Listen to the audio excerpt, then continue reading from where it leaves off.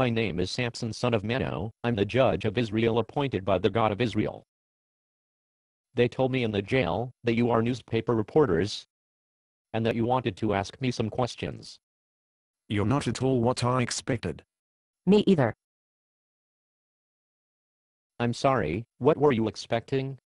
First of all, what happened to your hair?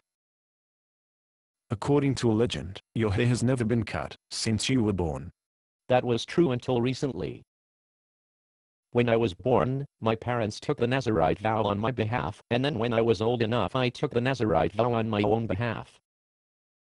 One of the requirements of Nazirites is that we never cut our hair.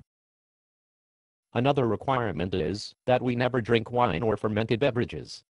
So, who cut your hair? A woman named Delilah shaved my head one night while I was sleeping. As you can see, my hair has begun to grow out again since I've been in jail. Why were you in jail? As many of you know, I have been fighting the Philistines for many years. But because of my great strength, I always escaped capture in the past. You'll pardon me for saying so, but you don't look like a particularly muscular person. I'm not. My strength came from the Lord. But you lost your strength. That's right. Can you tell us how you lost your strength? Well, I'd like to tell you that my strength was somehow related to the length of my hair, because I always boasted about my Nazirite vow whenever possible. But I must tell you frankly that I'm quite sure I lost my strength when I defiled my body by sleeping with that woman Delilah who was not my wife. I have a long list of atrocities you've committed. But quite frankly, fornicating with a woman does not seem to be very high on the list. Why would God remove your strength for something as common as fornication? Our God, the God of Israel, uses the marriage relationship as a model of intimacy and devotion between God and his people. When I slept with a woman I was not married to, I cheapened my people's view of that relationship. God could not allow me to get away with denigrating his most sacred relationship. Is it true that you once killed a lion with your bare hands? That's true. I not only killed it, I tore it limb from limb. Why would you be so brutal? Back then, I took my job as judge of Israel more seriously. When that lion attacked me, he attacked God's anointed leader among men. I couldn't let him get away with that. Is it true that you once started a brush fire that burned out almost all of Philistia? That's true. How did one man burn down an entire country?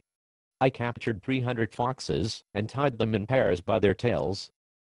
Then I tied each pair to a lighted torch and set them all free. It was the foxes trying to escape each other in the fire that spread the fire far and wide. Why would you do such a thing? Once again, it was because of the marriage vow. I took a Philistine woman to be my wife. But a few of the Philistines who opposed me tried to get even with me by defiling her. I could not allow the Philistines to cheapen the marriage relationship. But the Philistines are Gentiles. They don't cherish the marriage relationship the way you Jews do. Did they seek revenge? Of course. And, using the strength that God gave me, I killed all the Philistines who came after me. How many was that? Over 1,000. You killed 1,000 men single-handedly. If you ignore the power of God, I suppose you could call it single-handedly. There is a legend that you didn't use a sword in this battle. That's right. At that point I didn't have a sword. What weapon did you use? I found the jawbone of a decomposing donkey and I used it as a weapon. To kill 1,000 men? With the Lord on my side, it could have been a toothpick. As I look back on that battle, I see now that if I had used a sword, I would have been declared as some kind of war hero, skilled in battle. But I'm no war hero. Everything I have comes from the Lord. Is it true that you once tore the gates off the city walls of Gaza and carried them all the way to Hebron? That's true. But I would rather forget that incident. Why would you steal the city gates? To taunt the Philistines. They had surrounded the city, and were going to attack me at dawn. But I escaped at night, and took the city gates with me just to embarrass them. Looking back, it would have been better if I had been punished. But why? Because again I was sleeping with a woman who was not my wife. I tarnished God's most sacred relationship. I deserved to be punished. Speaking of punishment, was it the Philistines who blinded you? Yes. After they captured me at Delilah's house. Is there any connection between your capture and the big celebration today at the Philistine temple? Yes. That assembly is to celebrate my capture. They intend to parade me around the crowd, and show them how harmless I've become. Have you learned your lesson yet? Yes. Yes, I have. I have confessed my sins to God, and apologized to Him for my rebellion. What will happen to you after the celebration at the Philistine temple?